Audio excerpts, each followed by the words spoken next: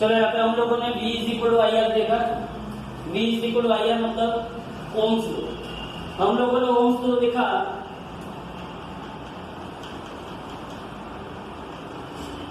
V is equal to अभी तक का आई आर। यहाँ पे V क्या है? Potential difference between two ends of the conductor.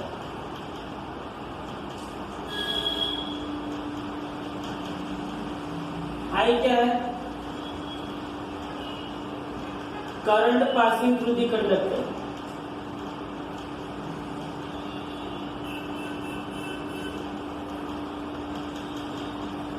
और आर क्या है?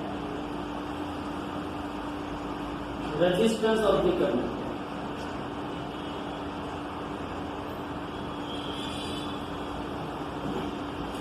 तो मेरे पास V इज इक्वल टू अभी तक का ईयर आया, V is equal to I R, V is equal to I R मतलब ओम्स लॉ। ये ओम्स लॉ का क्या है? ये ओम्स लॉ का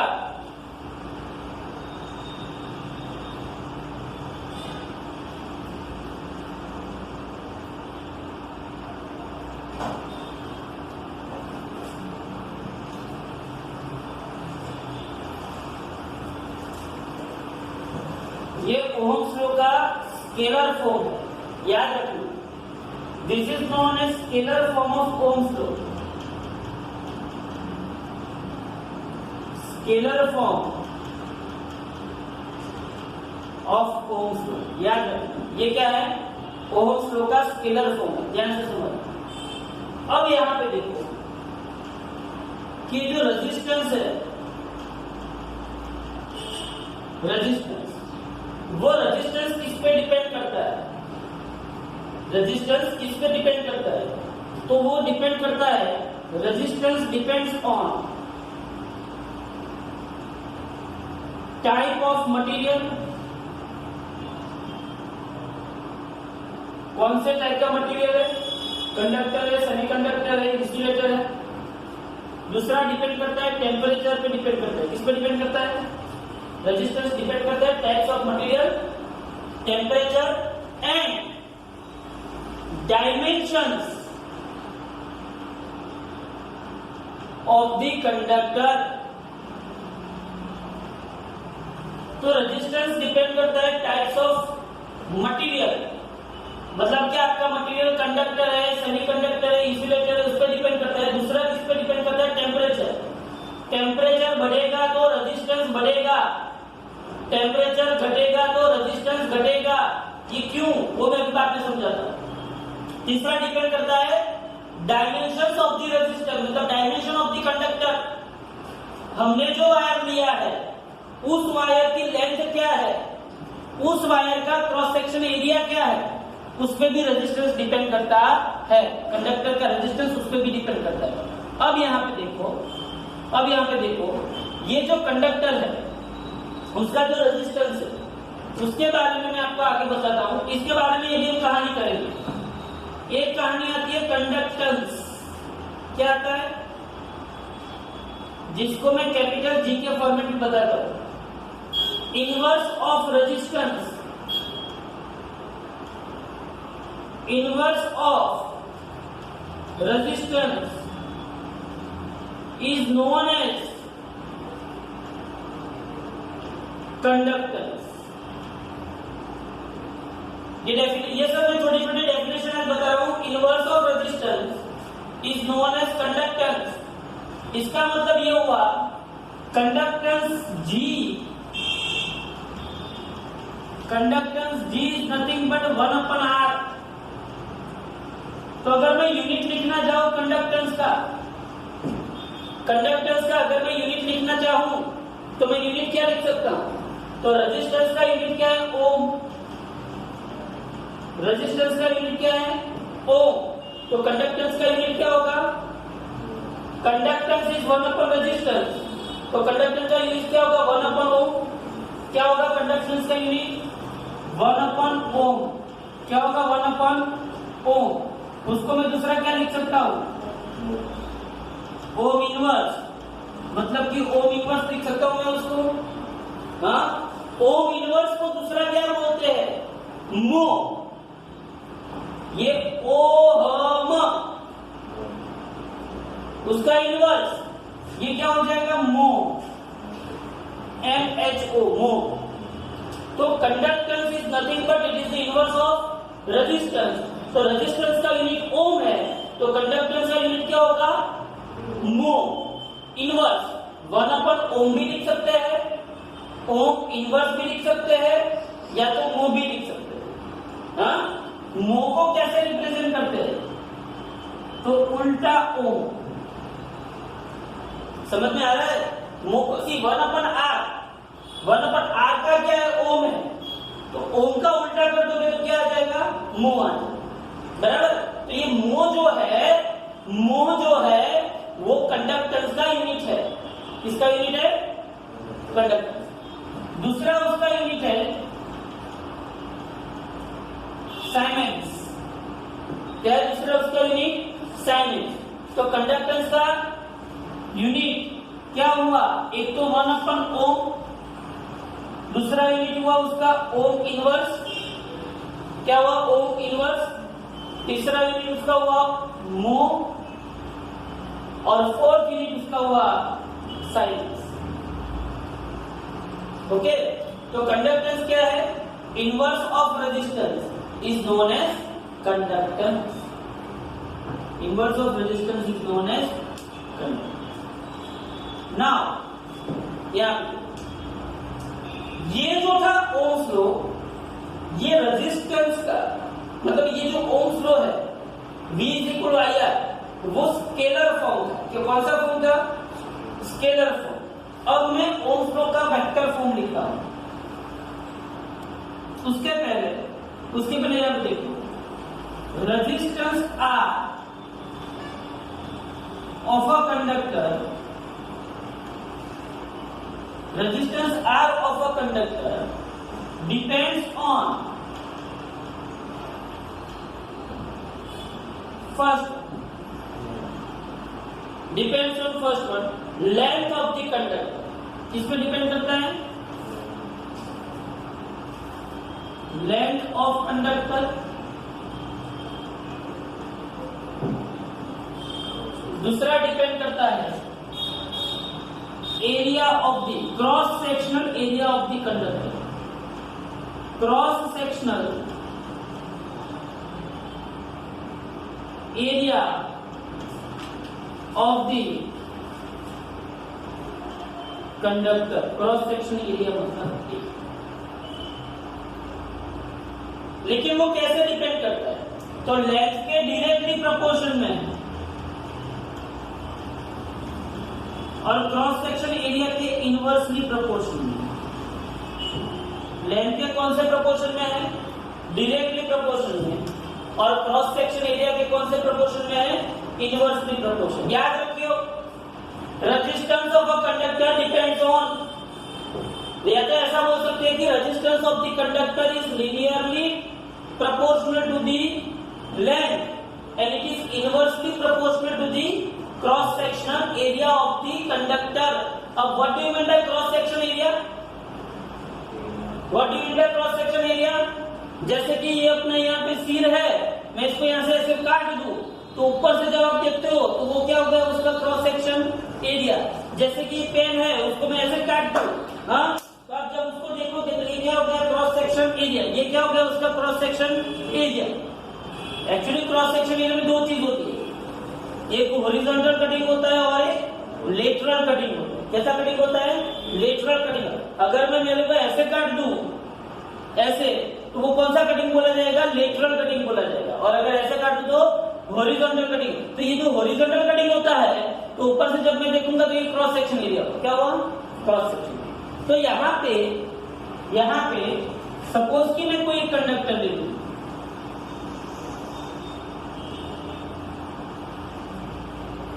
ये कंडक्टर का क्या है, लेंथ है, और ये अगर उसका क्या है, क्रॉस सेक्शन एरिया। ये क्या है, क्रॉस सेक्शन एरिया के।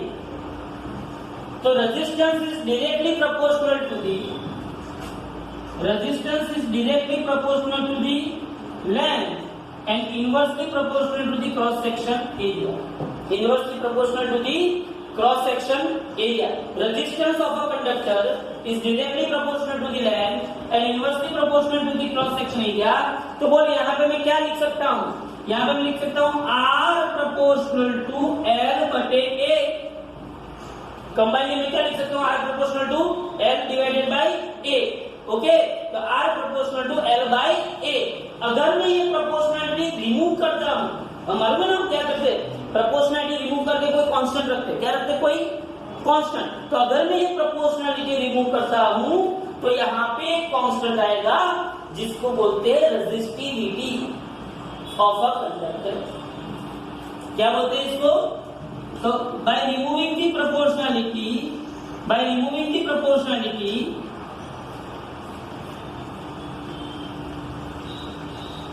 बाय रिमूविंग the proportionality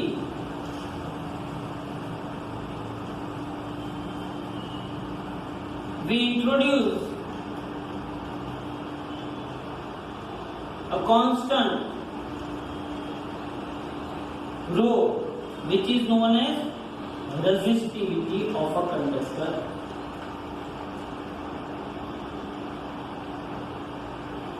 तो ये इक्वेशन क्या हो जाएगा? R is equal to rho L by A. क्या हो जाएगा equation? R is equal to rho L by A. बोलो, पता चला? तो resistance of a conductor depends on, see यहाँ पे बोला था ना मैंने कि रेजिस्टेंस किस पे डिपेंड करता है? Dimensions of the conductor. किस पे डिपेंड करता है? डायमेंशन। डायमेंशन में एक डायमेंशन क्या है? उसका लेंथ है। क्या है? लेंथ। और दूसरा डायमेंशन क्या है? उसका क्रॉस सेक्शन एरिया। तो resistance is directly proportional to length and resistance is inversely proportional to cross section area. तो R proportional to L by A। तो वो प्रोपोर्शनलिटी जब मैं रिमूव करता हूँ तब जो कांस्टेंट आता है that is known as rho. Rho is nothing but resistivity of the conductor. बोलो, पता चला ये? हाँ, अब मुझे रो के यूनिट लिखना है, रो का डायमेंशनल फॉर्मूला लिखना है। ओके, तो पहले ये पूरा का पूरा होता है। तो रेजिस्टिविटी रो, रेजिस्टिविटी रो बहुत अच्छी तरीके से आपको समझ में आना चाहिए। देख लो ये पूरा।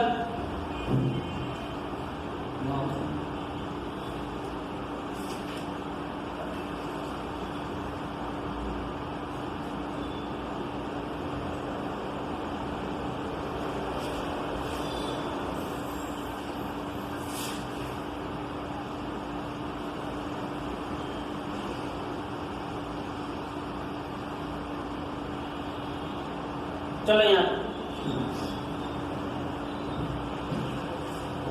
अब यहाँ पे हम रेजिस्टिविटी के बारे में थोड़ा सा बात करेंगे। R is equal to rho L by A. तो अगर मैं रो को सब्जेक्ट ऑफ इक्वेशन बनाऊ, अगर मैं रो को सब्जेक्ट ऑफ इक्वेशन बनाना, चलो फिर R इज इक्वल मैंने क्या लिखा? रो एल बाई ए लिखा। R इज इक्वल मैंने क्या लिखा? रो एल बाई ए। अब रो को सब्जेक्ट ऑफ इक्वेशन बनाओ। तो अगर मैं रो को सब्जेक्ट ऑफ इक्वेशन बनाता हूं तो क्या आता है? R A by L. Rho is equal क्या है? R A by L. पक्का? R is equal to rho L by A. तो rho is equal to R A by L. Okay, तो resistivity rho is equal to R A by L. तो बोलो उसका unit क्या है? Resistivity का unit क्या है? बोलो R का यूनिट, R का यूनिट ओम रेजिस्टेंस, एरिया का यूनिट मीटर स्क्वायर और लेंथ का यूनिट मीटर। तो बोलो रेजिस्टिविटी रो का यूनिट क्या आएगा? ओम। Metre metre cut. तो बोलो रेजिस्टिविटी रो का यूनिट आया ओम इंटू मीटर। क्या है रेजिस्टिविटी रो का यूनिट? Ohm into metre. ये रेजिस्टिविटी का यूनिट है। ओके, ये रेजिस्टिविटी का यूनिट। अच्छा, ओम इंटू मीटर आया तो उसका डायमेंशनल फॉर्मूला भी देखना पड़ेगा। तो डायमेंशनल फॉर्मूला कैसे लिखोगे? Ohm into second upon coulomb square. Ohm का क्या था? Joule into second upon coulomb square. तो ओम का डिराइव करना पड़ेगा ना। क्या किया था हमने, याद करो, joule upon V is equal to I R is equal to V by I. V मतलब W बाई Q, I मतलब Q बाई T। तो याद करो W into T by Q square, पता है ना। R is equal to V by I. Voltage मतलब work divided by charge और करंट मतलब चार्ज डिवाइडेड बाई टाइम। तो वर्क का वर्क रहा, टाइम ऊपर गया, चार्ज का स्क्वायर हो गया। तो बोलो ओम की जगह पे क्या लिखेंगे, वर्क का यूनिट क्या आएगा, जूल, टाइम का यूनिट क्या आएगा, second, divided by coulomb square into. हाँ, ये पता चलना चाहिए, याद रहना चाहिए आपको। अब यहाँ पे देखो, तो जूल का क्या होगा, केजी मीटर स्क्वायर पर सेकेंड स्क्वायर। जूल का क्या होगा, केजी मीटर स्क्वायर पर सेकेंड स्क्वायर। सेकेंड का सेकेंड, मीटर का मीटर, और ये क्या हुआ, कूलम स्क्वायर हुआ। तो बोलो क्या होगा, सेकेंड सेकेंड कट, तो KG metre cube second coulomb square. तो इसका डायमेंशनल फॉर्मूला लिखोगे m1 L3 T-1 Q minus, KG का 1, मीटर क्यूब का L क्यूब, सेकेंड का T-1 और कूलम का Q माइनस। बोलो पता चला भाई।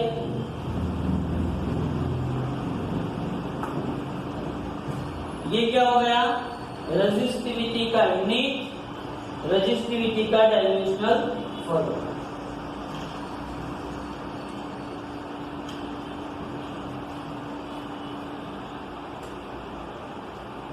तो रेजिस्टिविटी इज इक्वल टू क्या होता है, रो।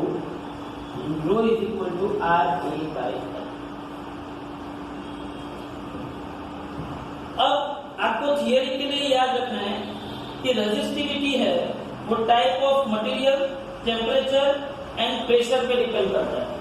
रेजिस्टिविटी डिपेंड्स ऑन, ये थियरी के लिए आपको याद रखना है, resistivity depends on types of material,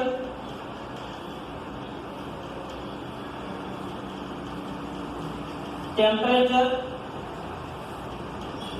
and pressure। जिस प्रेशर में कंडक्टर है, pressure under which a conductor exist, इस पे डिपेंड करता है। Resistivity does not depend on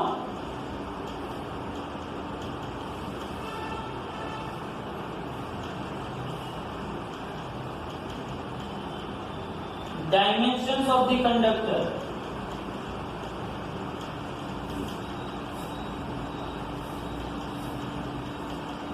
resistivity does not depend on dimensions of the conductor। Okay,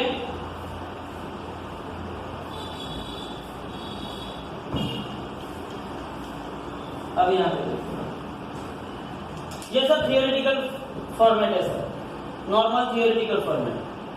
resistivity हो गई, देख पहले रेजिस्टेंस हो गया, फिर कंडक्टेंस हो गया, फिर रेजिस्टेंस का मैंने लेंथ एंड एरिया के ऊपर डिपेंडेंसी बताई, फिर उसका प्रोपोर्शनलिटी रिमूव की तो क्या है, resistivity I.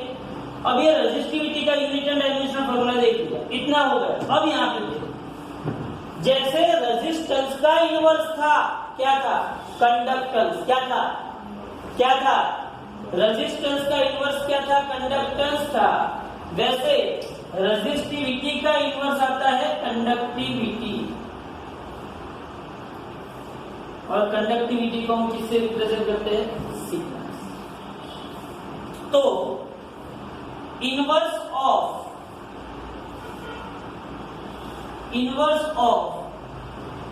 Resistivity is known as conductivity. Inverse of resistivity is known as conductivity. ध्यान से देखना, inverse of resistivity is known as conductivity, तो मैं यहां पे लिख सकता हूं कि सिग्मा कंडक्टिविटी जो है, sigma conductivity, sigma is equal to 1 upon rho. क्या लिख सकता हूं मैं? Sigma is equal to 1 upon rho. लेकिन रो क्या है? रो है R A by L. Rho क्या है? But rho is equal to R A by L, तो conductivity R A by L, तो conductivity also L by R. बोलो उसका यूनिट क्या होगा जल्दी से? कंडक्टिविटी का यूनिट क्या होगा? जैसे see conductivity is inverse of resistivity, तो रेजिस्टिविटी का यूनिट क्या था? ओम इनटू मीटर, तो कंडक्टिविटी का यूनिट क्या होगा? 1 अपॉन ओम इनटू मीटर। या तो मैं दूसरा क्या लिख सकता हूं? बोलो 1 अपॉन ओम मतलब ओम इनवर्स मीटर इनवर्स। या तो मैं उसका दूसरा क्या लिख सकता हूं? ओम इनवर्स मतलब मो इनटू मीटर इनवर्स। या तो मैं उसको चौथा क्या लिख सकता हूं? साइमेंस इंटू मीटर इनवर्स। मो को साइमेंस बोला था ना हमने, हाँ, तो साइमेंस इंटू मीटर इनवर्स। तो this is the unit of conductivity. उसका डायमेंशनल फॉर्मूला क्या होगा? रेजिस्टिविटी का जो डायमेंशनल फॉर्मूला था उसका क्या कर लो? इनवर्स कर लो। क्या कर लो? इनवर्स कर लो। रेजिस्टिविटी का डायमेंशनल फॉर्मूला का क्या कर लो? इनवर्स कर लो। तो ये क्या होगा? m-1 l-3 T1। देख लो इसको जल्दी से।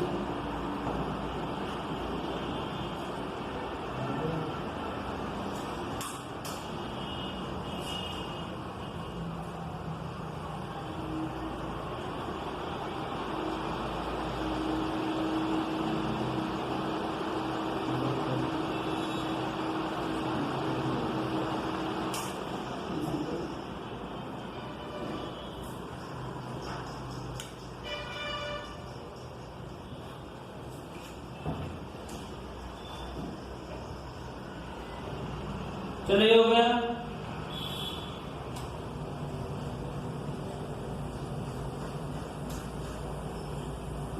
अब यहाँ पे एक चीज मैं आपको यहाँ पे बताना चाहता हूं जो आपकी टेक्स्ट बुक में नहीं है, लेकिन आपको समझनी पड़ेगी। रेजिस्टेंस मैंने बोला लेंथ के डायरेक्टली प्रोपोर्शन में है और एरिया की इनवर्सली प्रोपोर्शन में। रेजिस्टेंस मैंने क्या बोला आपको? लेंथ के डायरेक्टली प्रोपोर्शन में है और एरिया के इनवर्सली प्रोपोर्शन में। अब यहाँ पे resistance is directly proportional to L, inversely proportional to area. Resistance is equal to rho L by A. ध्यान से देखना, नाउ मल्टीप्लाई एंड डिवाइड।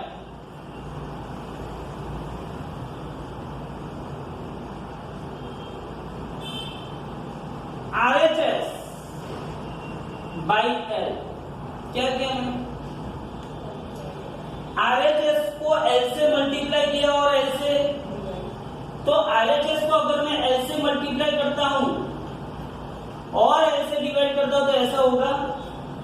अगर मैंने ऐसा किया तो R इज इक्वल टू क्या होगा? रो एल स्क्वायर बाई ए।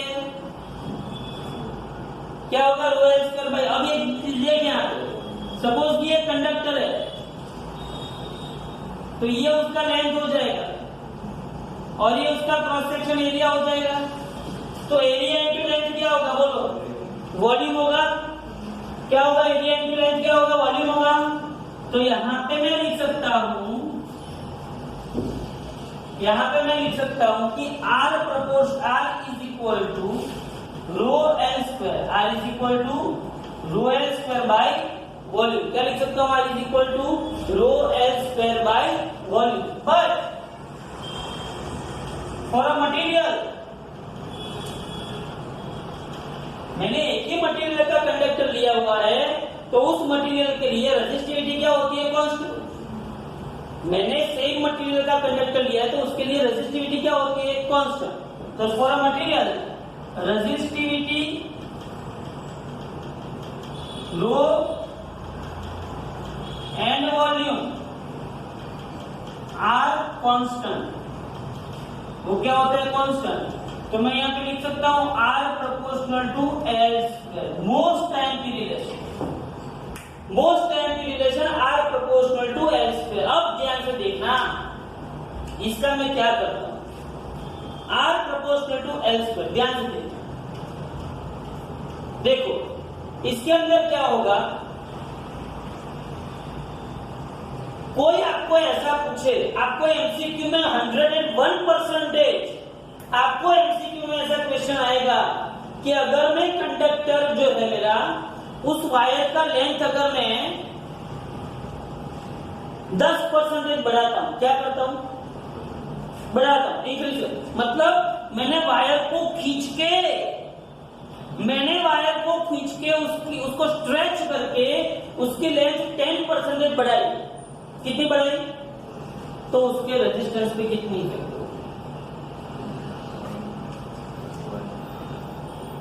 मैं लेंथ को खींच के कितना बढ़ाया मैंने?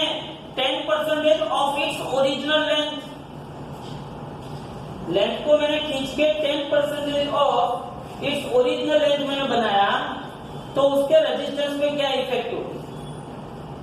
देखो ना, मैं पहले आपको डायरेक्टली एक शॉर्ट मेथड नहीं बताया, पहले मैं आप लोगों को लंबा सा खींचूंगा।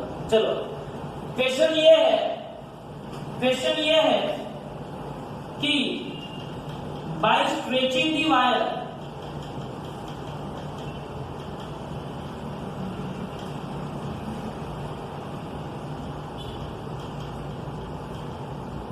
length is increased by 10% of its original length,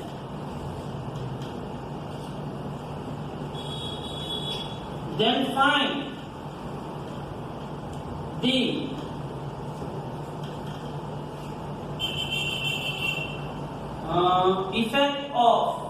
effect on resistance of the conductor, या तो resistance of the wire।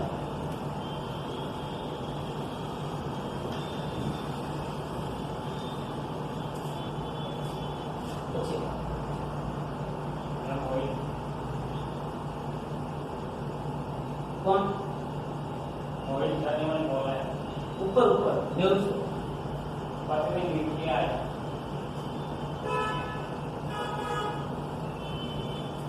by stretching the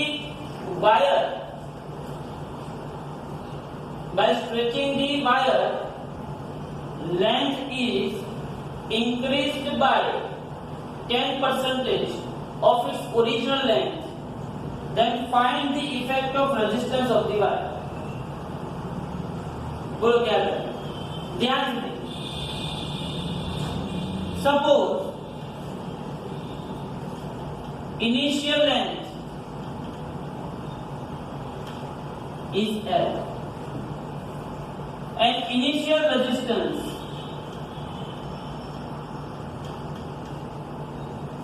is R। Initial length L है और इनिशियल रेजिस्टेंस कितना है? R। नाउ न्यू लेंथ क्या होगा? L dash is equal to जो मेरी ओरिजिनल लेंथ है L, उसमें मैंने प्लस किया, इंक्रीमेंट किया, कितना? 10% ऑफ L। मैंने 10% किसका इंक्रीज किया? L का। मतलब L dash is equal to L plus 10% of L। ये मेन पॉइंट। मैंने मेरी ओरिजिनल लेंथ जो है उसमें मैंने प्लस किया, उसको इंक्रीज किया, कितना? 10% ऑफ L।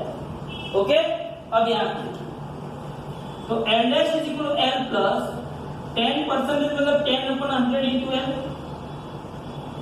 तो L dash is equal to L plus 0.1 L। तो बोला L dash is equal to क्या होगा? 1.1 L हो जाएगा। क्या हो जाएगा? L dash is equal to 1.1 L। देख लो ध्यान से, मैंने क्या कर रहा हूं, मैं सिर्फ एक एमसीक्यू जो पूछा जाता है उसके लिए मैं ये सब बवाल करवा रहा हूं कि मेरे पास R proportional to L by A था, rho is equal to R is equal to rho L by A। मैंने राइट हैंड साइड को L से मल्टीप्लाई किया, L से डिवाइड किया, L स्क्वायर बाई L आया। A इंटू L को मैं क्या बोला? वॉल्यूम बोला। A इंटू L क्या होगा? वॉल्यूम होगा। तो रेजिस्टिविटी एंड वॉल्यूम कांस्टेंट है, तो मेरे पास आया R proportional to L square. अब देख यहां पे, तो ये मैंने उसके ऊपर से एक एग्जांपल ले लिया, ध्यान से देख। एग्जांपल क्या लिया मैंने कि अगर मैं वायर की लेंथ को उसको स्ट्रेच करके 10% उसकी लेंथ बढ़ाता हूं तो उसके रेजिस्टेंस में, अच्छा बोलो मुझे, रेजिस्टेंस बढ़ेगा कि घटेगा? पहले तो ये बोलो इक्वेशन के ऊपर से। लेंथ बढ़ाता हूं तो रेजिस्टेंस बढ़ेगा क्योंकि दोनों लीनियर प्रोपोर्शन में। कैसे प्रोपोर्शन में? अब देखिए यहां पे मुझे मिला L dash is equal to 1.1 L। क्या मिला मुझे? L dash is equal to 1. Now R proportional to L square, so R dash upon R is equal to L dash square upon L square लिख सकता हूं। R dash in short, see reality में ये देखो, R proportional to L square and R dash proportional to क्या होगा? L dash square होगा। R proportional to जैसे L square है तो R dash proportional to क्या होगा? L dash square होगा। अब इन दोनों का रेशियो लेते तो R dash upon R is equal to L dash square upon L square. तो R dash upon R, L dash क्या है? 1.1 L, उसका square divided by L square. तो R dash upon R is equal 1.1 का square into L square divided by L square cut. तो यहाँ पे क्या होगा बोलो? R dash upon R is equal to 1.21, 1.1 का स्क्वायर 1.21। तो यहाँ पे होगा R dash is equal to 1.21 R, R dash is equal to 1.21 R। अब ध्यान से देख मैं क्या करता हूँ, अब देख ये 1.21 इंटू R,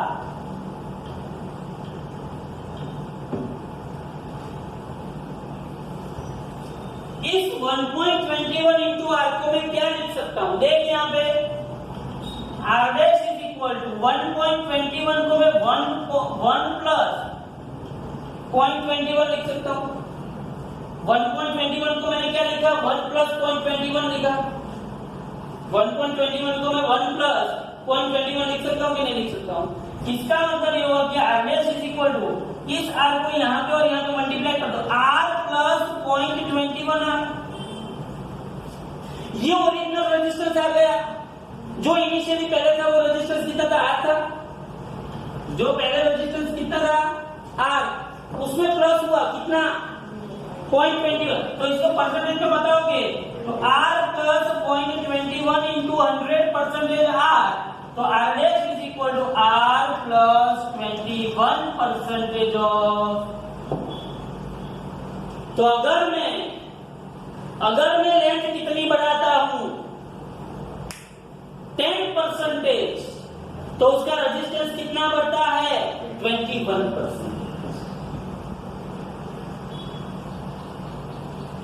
समझ में आ रहा है? फिर से क्या था ये सब आपको पता चल गया। L डैश ये मेन है कि नई length is equal to original length plus उसका 10% ऑफ लेंथ। तो 10 डिवाइडेड बाय 100 0.1 1.1 है। अब मेरे पास अब पता चला ये इक्वेशन का क्या महत्व है। R proportional to L square, तो R dash proportional to L dash square, R dash upon R is equal to L dash square upon L square. L dash क्या है? 1.1 L, तो 1.1 L का स्क्वायर, 1.1 का स्क्वायर क्या होगा? 1.21। L square cut हो गया, R dash is equal to 1.21 R हुआ। अब 1.21 को मैंने स्प्लिट किया 1 प्लस 0.21 और R को अंदर मल्टीप्लाई किया तो R इधर आ गया मेरे, और 0.21 का 100 से मल्टीप्लाई करोगे तो 21%। पूरा पता चला कि नहीं चला? अब सपोज ये हो गया 10%, अब कोई पूछे 2% की तो अब देखते हैं यही सिस्टम के अंदर मैं 2% करके पूरा सम गिनता हूं। ध्यान से देखिए, चलो यहां पे आ गया सपोज की 2%, हाँ यहां पे 2%, तो बोलो यहां पे भी क्या होगा 2%। 2% मतलब क्या हुआ 2 डिवाइडेड बाय 100, 2 डिवाइडेड बाय 100 मतलब क्या हुआ 0.02, 0.02 मतलब क्या हुआ ये 1.02। तो यहां पे क्या होगा 1.02 का स्क्वायर, ये भी 1.02 का स्क्वायर। अच्छा बोलो 1.02 का स्क्वायर क्या होता है, जल्दी से बोलो, जल्दी से मुझे 1.02 का स्क्वायर बताओ क्या होता है 1.0404 क्या होता है 1.0404,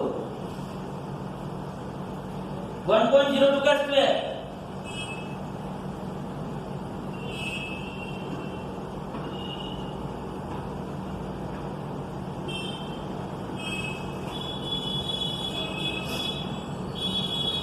अच्छा, तो ये हुआ 1.0404 इंटू आर। तो यहां पे क्या आएगा बोलो 1.0404 का आप कैसे स्प्लिट करोगे 1 प्लस 0.04 पीछे के 0.04 इंटू आर।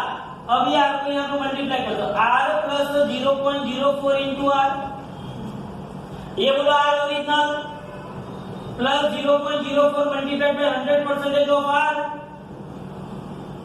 तो R plus 0.04 into 100 4% of are.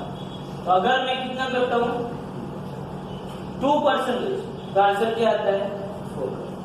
देखो 10% में आंसर 20 नहीं आया, 10 में आंसर 20 नहीं आएगा, 2 में क्या आया 4, 3 में क्या आएगा 6, 4 में 8, 5 में 10, 6 में 12, 7 में 14, 8 में 16, 9 में, लेकिन 10 में 20।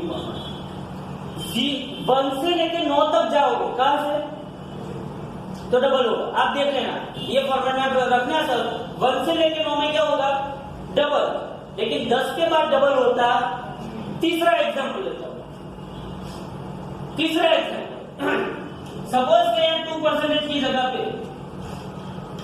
100% कर, चलो चलो फटाफट, ये 100 डिवाइडेड बाय 100, तो ये क्या हो जाएगा 1, तो n प्लस l क्या हो जाएगा 12 हो जाएगा ना 12। तो बोलो यहाँ पे क्या होगा 2l का स्क्वायर, 2l का स्क्वायर क्या होगा बराबर ना, मतलब ये 2 का स्क्वायर, चलो एक स्टेप 2 का स्क्वायर, 2 का स्क्वायर यहाँ पे क्या हो जाएगा 4, तो ये क्या हो गया 4r हो गया, क्या हो गया ये 4r। तो यहाँ पे देखो 4 मतलब सी, हमको यहाँ पे 4 मतलब 4 नहीं लेना है, 1 प्लस 3 क्या लेना है हमको यहाँ पे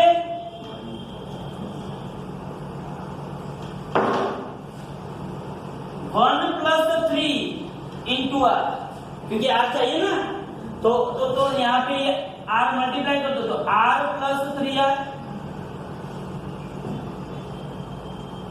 आर प्लस क्या हुआ 3r, क्या हुआ 8 प्लस, एक गलती की है कहीं पे भी, देखो कहीं पे भी एक गलती की है, देखो कहां पे की है गलती, मैंने 100% उसकी लेंथ बढ़ाई, मैंने उसको स्ट्रेच करके 100% उसकी लेंथ बढ़ाई। 100 का आंसर क्या आना चाहिए, ये 100%, 100 डिवाइडेड बाय 100, तो क्या हुआ 1, तो l प्लस l क्या हुआ 12, तो ये 2 का स्क्वायर 4, हाँ बराबर। तो ये r plus 3r, r plus बराबर कोई गलती नहीं, r प्लस है। अब मुझे उसको किस में कन्वर्ट करना है परसेंटेज में, तो बोलो कितना आया देखा देखा। तो 0 to 9 जाओगे, 0 to 9, तो जो भी परसेंटेज होगा उसका डबल करके रख देना। लेकिन 9 के ऊपर जाओगे तो डबल करना नहीं, तो ये प्रोसीजर करनी पड़ेगी। अब मैं इसकी शॉर्टकट बता, ये समझ में आ गया पूरा पक्का? मैंने 3 एग्जांपल दिए, सब कुछ समझ में आ गया। अब मैं इसकी प्रोसीजर मतलब अभी मैं इसकी शॉर्टकट बताता हूँ। एमसीक्यू में अगर आए तो ये मेथड करनी नहीं है। एमसीक्यू में अगर ये क्वेश्चन आए तो आपको क्या करना है, ध्यान से देखिए।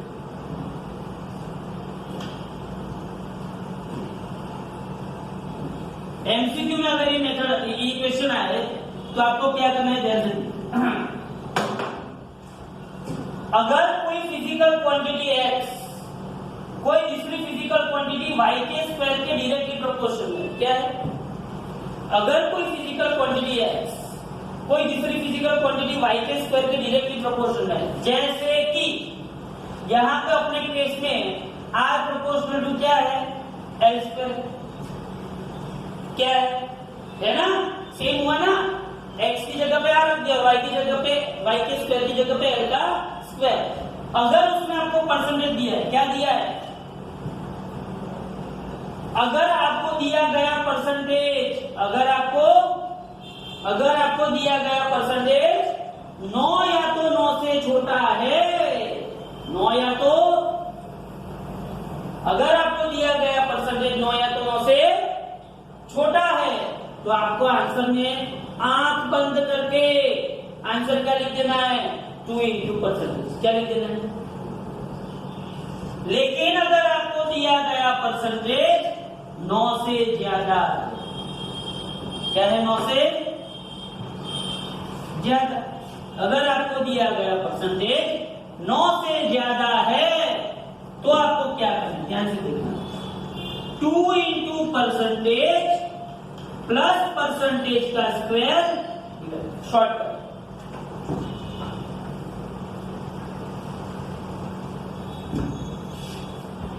शॉर्टकट देख लो, 2 into परसेंटेज प्लस परसेंटेज का स्क्वायर डिवाइडेड बाय 100। परसेंटेज को गुजराती में क्या बोलते हैं पता है किसी को? हिंदी गुजराती में टका, क्या बोलते हैं? और उसको मैं बोलता हूँ टकला। तो 2 into टकला प्लस टकले का स्क्वायर डिवाइडेड बाय 100, 2 into टकला प्लस टकले का स्क्वायर डिवाइडेड बाय 100। अब देख मैं इसको प्रूफ करता हूँ। बोला चलो 9 से कम में तो मैंने बोला ही था कि डबल कर देना है, मतलब 4 है तो 8 करना है, 5 है तो 10 करना है, 6 है तो 12 करना है। अब इसमें मैं प्रूफ करता हूँ। बोलो 10% में अपना आंसर कितना आया था? 10% में अपना आंसर कितना आया था? 21 आया था।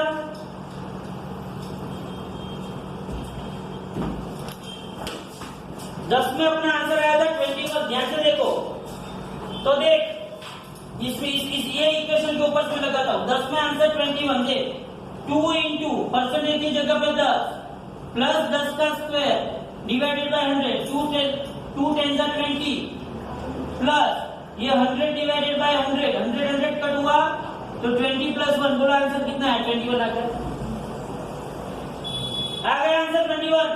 देख 2 into परसेंटेज प्लस परसेंटेज का स्क्वायर डिवाइडेड बाय 100, तो 2 into 10 20 प्लस परसेंटेज 10 का स्क्वायर 100, 100 बाय 100 1, तो 20 प्लस 1 21। बोला आया कि नहीं आया? 10 100 का देखो चलो, 100 का भी आंसर क्या आया था? 300 आया था ना। 100 का आंसर क्या आया था? 300। तो बोलो यहाँ पे 2 into 100 प्लस 100 का स्क्वायर डिवाइडेड बाय 100, 2 into 100 क्या हुआ? 200 प्लस एक बार 100 गए, 200 प्लस 100, बोलो आंसर क्या आ गया? 300। बोलो समझ में आया कि नहीं आया? पता चला? तो ये पूरा का पूरा मैंने जो पोस्टमार्टम किया वो किसका किया?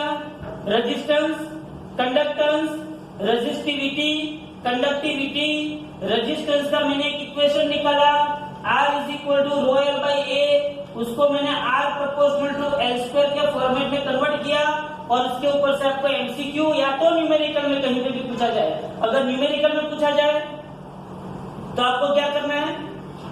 पूरी मेथड करनी है, और अगर आपको एमसीक्यू में पूछा जाए तो आपको इतना करके छोड़ देना ये सब। Okay, thank you very much.